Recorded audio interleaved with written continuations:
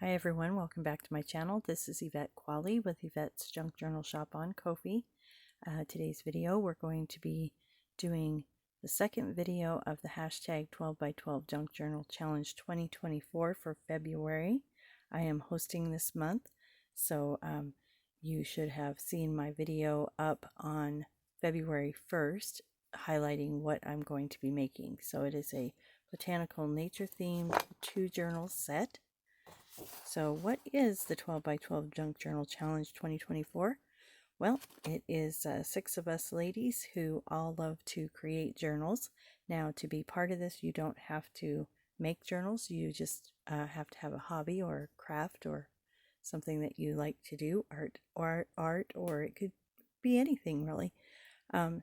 So what we've done is we've each compiled a list of 12 journals that are on our to-do list, and we're going to get those from that to-do list to a done list. So here's everybody that is involved: Dawn, Trisha, April, Joan, Sheila, and myself. There's our channel, so you'll want to screenshot that or check my description box for the links to everybody else's channel. So we're going to be making 72 journals in 2024 collectively, and at least 144 videos. So this video, I'm going to show you progress that I've made so far. So since the last video, I've put together the signatures and I've inked around all of them. So if you did not watch that first video, this is a kit that I've created, and it's free in my Ko-fi shop. Now there's 3 kits that I'm using. The main bigger kit is the Sunflower Power. It has the 12 journal pages and I think 3 ephemera pages. That's free. Then I have an additional 5 pages of ephemera that are $1 for that digital. And then I have a woodland, which is the one with the bunnies and deer and things like that. And that one is $3 in my Ko-fi shop. That comes with 12 journal pages, 9 tags, and 5 journal cards. And then I'm going to mix and match those kits to create 2 sister journals that are going to be similar but different, just like sisters are. Here's some of the other ephemera that I showed in the last video. So I have not done anything with the journal cards because I'm not sure if I'm going to make those into pockets, journal cards, tuck spots, things like that. But all of the tags I went ahead and backed them with various kinds of paper, and then I've not coffee dyed, but distress inked everything. And I did use the Ranger, I'm getting it here, the Distress Ink Walnut stain. So anyway, that's the progress that I've made putting together the kits. I did ink around all of the pages in the journal, so it's going to have a little bit of a worn feel to it, as you can see there. Looks like I missed a page. I'll go back and catch that later. So what I've done here today is I'm going to do a little bit of stitching on the cover. So these are going to be fabric covers. They're going to be on a chipboard base because they're multiple signatures. Now if it was just a single signature, I could just fold the fabric and sew it in. But I want to do a couple of signatures. So I'm going to make this and stitch this by hand, slow stitch this. So what I've done here on the back, you can see this fabric quilt backing, or fabric, I don't know what it's called. I don't sew except to do this. So I think it's called batting.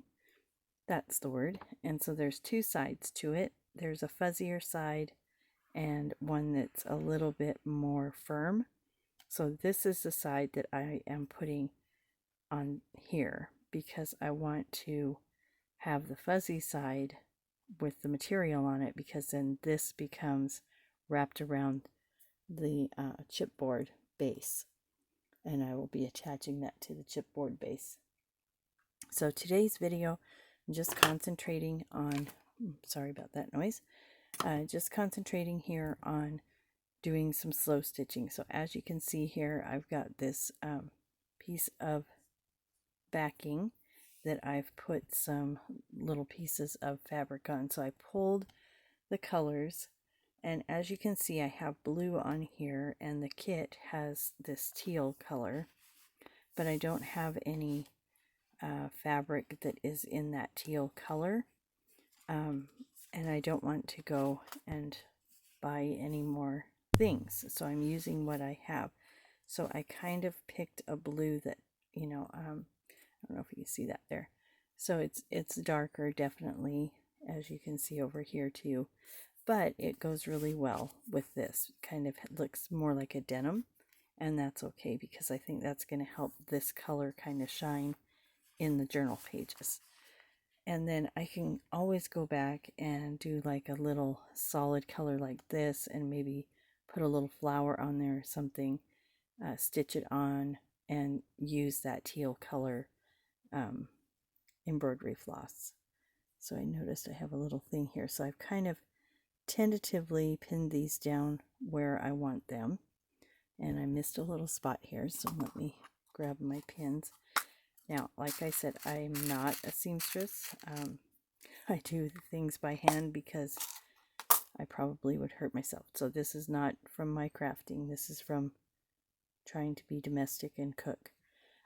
So anyway, I do have a sewing machine, but I haven't really gotten it out and tried it. But I like to do the slow stitching on my journal covers. I think it gives it a unique look. These I haven't decided yet, but I'll probably do a beadwork trim around these. I'm not sure on that yet. Gonna see how much I can get done. So because I am hosting in February, I have a few less days, right? So we'll see. And I'm doing 2 journals, so we'll see what's gonna happen here. So I'm gonna go ahead and get started. What I am using is this crochet thread, and I don't even know what size this is. I got this for like 50 cents at a discount store. So what I've done on the end is I've just tied a little knot there, basic little knot, nothing fancy, because this is all going to be hidden behind the chipboard, so between the chipboard. So I'm going to start here. Now normally what I do is I pin everything down how I want it, and you'll notice here, like this piece is on top of this piece, but then this piece is on top of that, and this one kind of goes over and under, so I kind of layer it like that. Now I do have this little swatch here because I had just a little piece that needed to be covered, and I wanted to bring that color in. So what I'm going to do with the rest of this is I'll take like maybe a piece about like this big, and then I'll just set them in here and there to kind of balance it once I get the main part done. So now this is just my process. I don't know if this is how other people do it or not. I don't, I did try on one of them in the past. I used some Fabri-Tac glue to kind of stick everything down, and that worked okay, but you don't want to get it anywhere where you're going to be stitching. So I just kind of put it in the middle. I didn't do that on this because I think it's going to be okay. I've pinned it down well enough. So normally I just start somewhere, and then I just start going around, and I'll just show you what I do. Now, there's sometimes that I use several different stitches. Sometimes I use the same stitch. I'll just go up and down like a whip stitch around each piece. But I want this to be more, nature, organic, botanical themed. So I'm going to do a little vine on here. Now I did another video where I had some slow stitching and I did some beadwork on it, and I was out of frame. So I'm really going to concentrate while I'm doing this. So I might not be talking quite as much because I'm going to be really concentrating on staying in frame so you guys can see what I'm doing. So what I normally do is just kind of roll up, and I'm right-handed, so I roll it up from the left here like this until I get it, extra pin, kind of where I want it. Now I want everything, this is going to be the front portion of the journal. So I start there because I want all my vines that I'm going to be making, or stitching in, I want them all to go the same sort of direction. That just, to me, looks a little bit more balanced.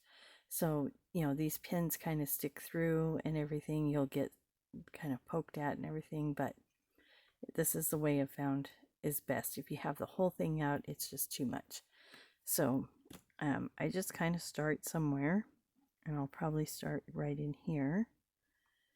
So what I'm going to do is I have that needle, and again I have a knot at the end of the thread, and I'm just going to come up, and I want to leave, that's probably, oh, I'm so bad at measuring, that's probably in what, 1/8 of an inch, 1/4 of an inch, I don't know, a little bit. And then I bring that up, and then what I'm going to do is I'm just going to kind of come like this. Now, I don't know if this is right or wrong. How did that get over there? Oh, I don't know how that got there. What? All right, cut that off. Hold on a minute. Let me check the back for anything else. I think I picked up that little piece that I was going to, you know, this is going to be one of my pieces that I placed somewhere else, and I think I picked it up there. So, okay, that was weird. So, anyway, going to tie a knot here again, just so I have it.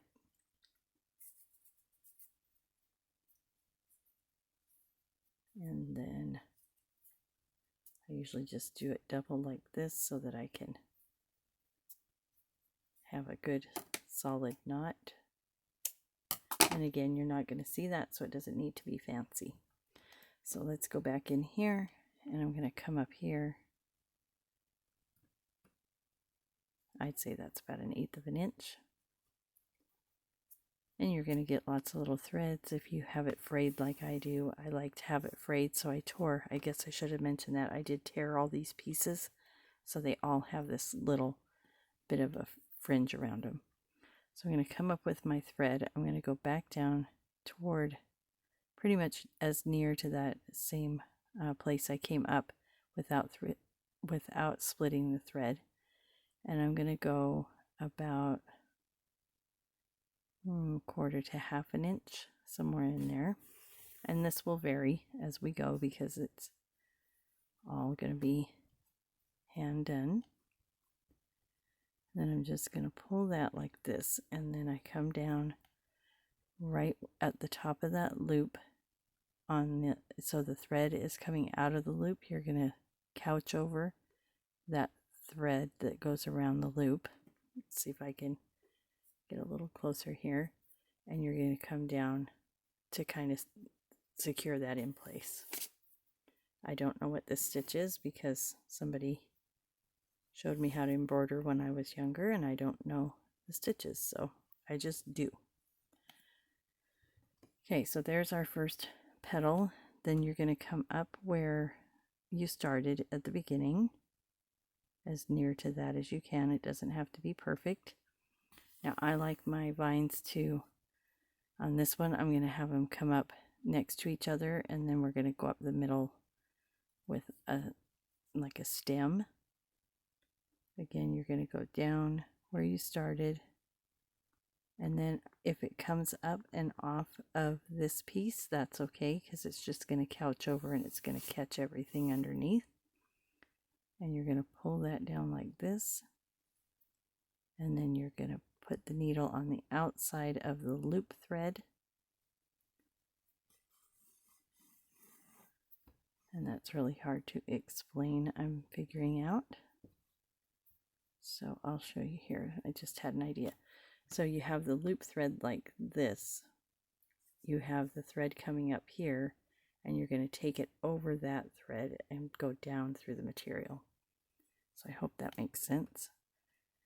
And then that's how I start it, is with the 1. And then I come up at the bottom again. And I'm going to do a little different stitch. And again, I don't know what this is called. I'm sure we could look this up, but I have never been able to figure out what it's called. So if you know, maybe you could help us out. So what I do is come up at the bottom. I go up maybe 3/4 of an inch. I come back about 1/8 of an inch and pull it through. And then you always want to keep your thread, you're going to pull it to the left, or away from me, and then I'm going to pull it toward me, and I'm going to do the same thing, go up about 1 inch from where this stitch is coming out, not from here, or you'll have too long of a stitch. So you're always concentrating from where the thread is coming out to where you're going. And then we're going to go down and come up. You want to be sure that, underneath you'll be feeling that you're coming all the way through. Okay, and that's going to make like this, and then you're going to pull it again. And you want this stitch to be really close so it looks like a rope rather than a stitch. Okay, and then we're just going to come up a little bit more, do that again, and then I'm going to do that all the way along the top here. Just in and back up. And I found this stitch is easier than doing like up and down, because then I'm constantly turning the material. So this is just how I do it. I'd say find what works best for you.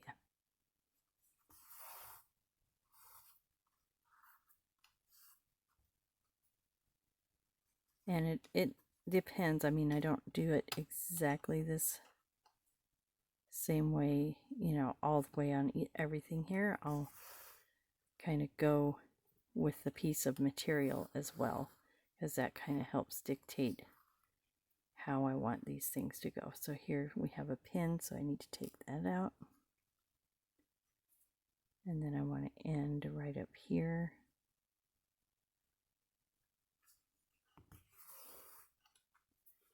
So I'll pull it through, and then you'll have, your thread is back here. So I just go up and end it where I just ended that last stitch, like this. Okay, so now I have a choice.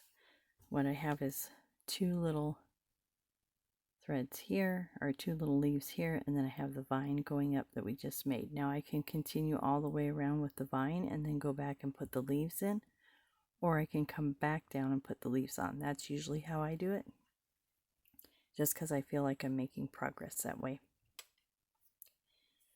So here we're going to come up. Now I try to come up where that last stitch started, because we're upside down now.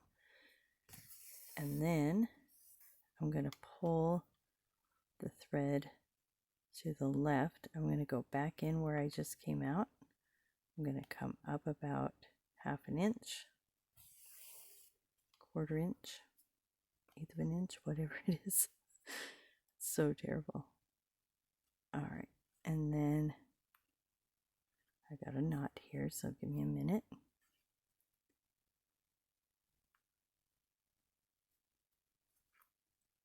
It's even harder with a band-aid on.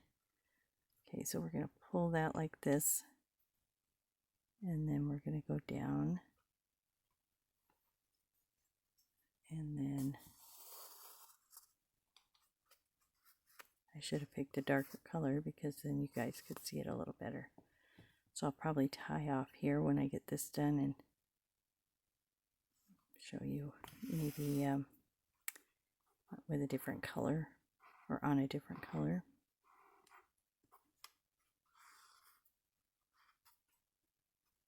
Okay, why is this knotting? Because it can. Okay, there we go. All right. Now we're going to go back in where we started, come up to the right,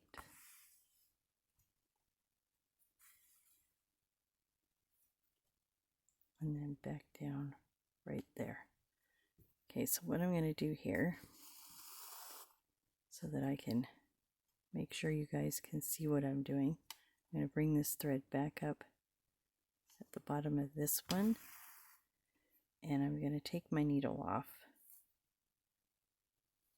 just so you can see what I'm doing. So I'm going to grab this other thread I have.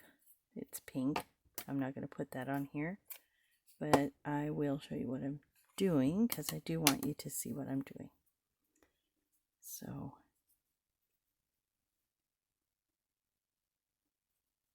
maybe.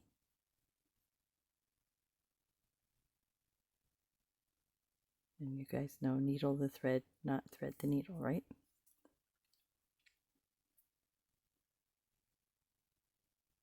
Okay, there we go. That'll work. This isn't the ideal thing, but it's a different color. So I do have this piece here. So I'm gonna, in fact, I think the lighter with the pink will work better. Okay, so I'm gonna show you that same stitch, but on a light piece with this pink so that you guys can see what that looks like.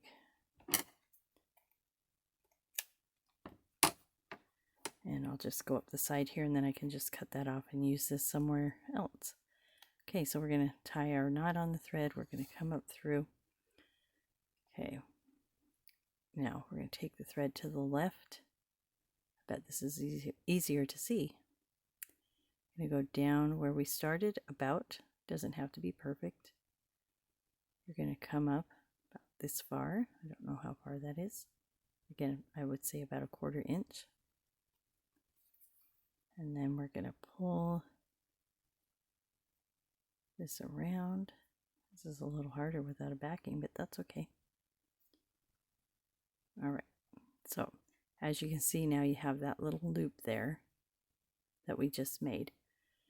The thread's coming out the inside of the loop, so we're going to go on the outside of the loop, and you want to go as close to the loop as you can. And I always kind of try to angle it in or straight down, because then it doesn't leave a little nub on the end. It's going to look more like a leaf.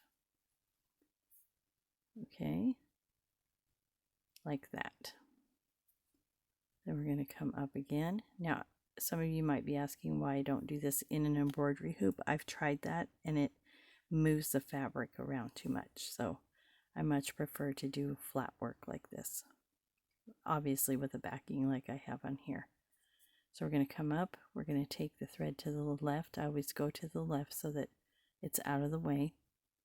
You're going to go back down through that same hole, come up, and then make your loop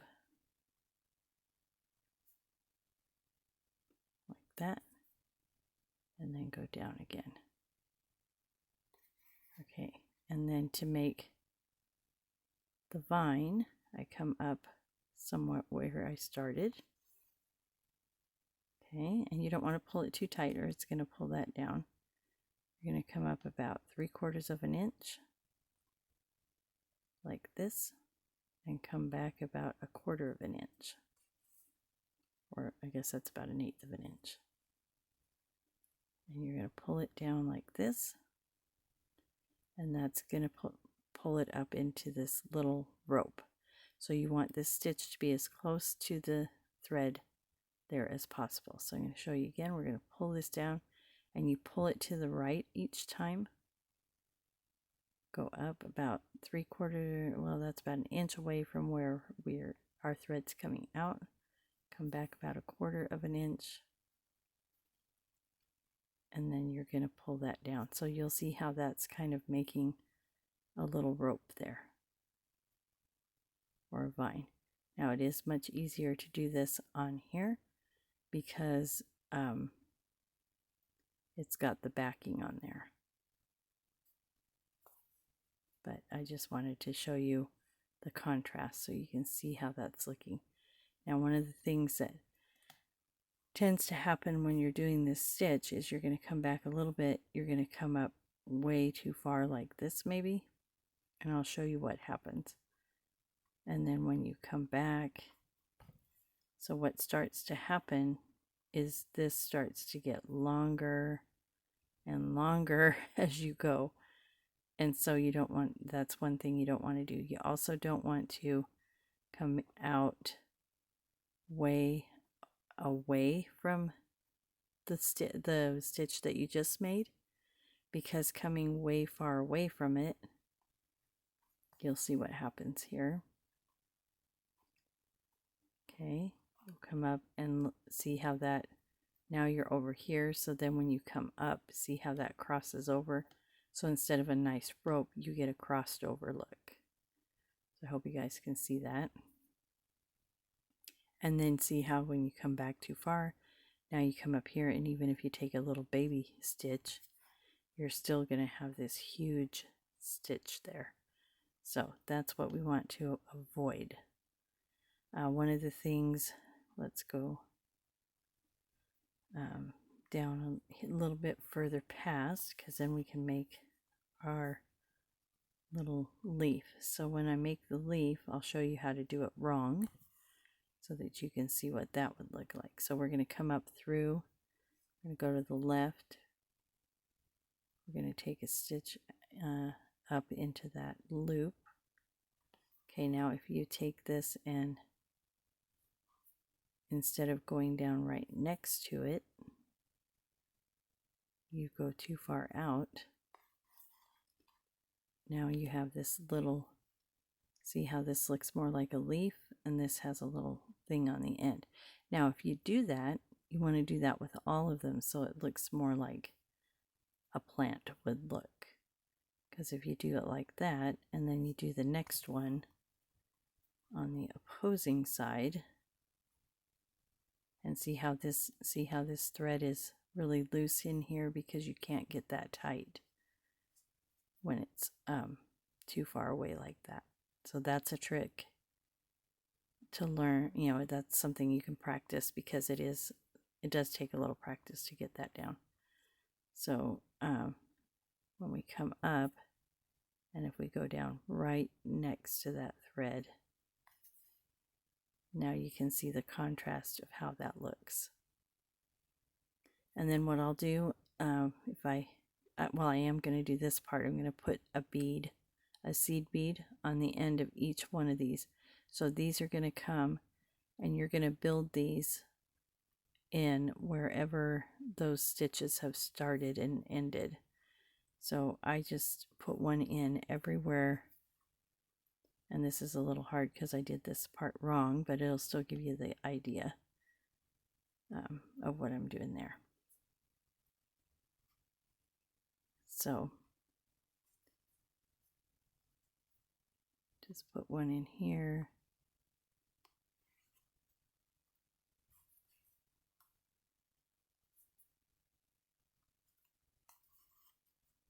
And it doesn't matter if they are different sizes than each other, but you want the sets to kind of be the same size. That's at least how I do it. So anyway, what you'll do is you'll just go along, and you'll have all of these little vine or flower, leaves on the vine coming down. So then we'll come down here, we'll put in a set here, and then we'd put in a set here. So you're going to have this whole row. And then what I do is I decide if I usually like them to go this way, so all the leaves will go this way, and then all the leaves will come down this way and then across this way. So it's just, they all kind of go like that is how I'm going to do it on this. So all my leaves will go this way, up here they'll go this way, over here they'll come down, and then over here they'll come this way. I have done it before where I do them all this way and then all this way. The horizontal ones go this way, the vertical ones all go up, but I find it more appealing if it just kind of goes around. So that's how I am going to do that, and I will continue to do that until this whole thing is done.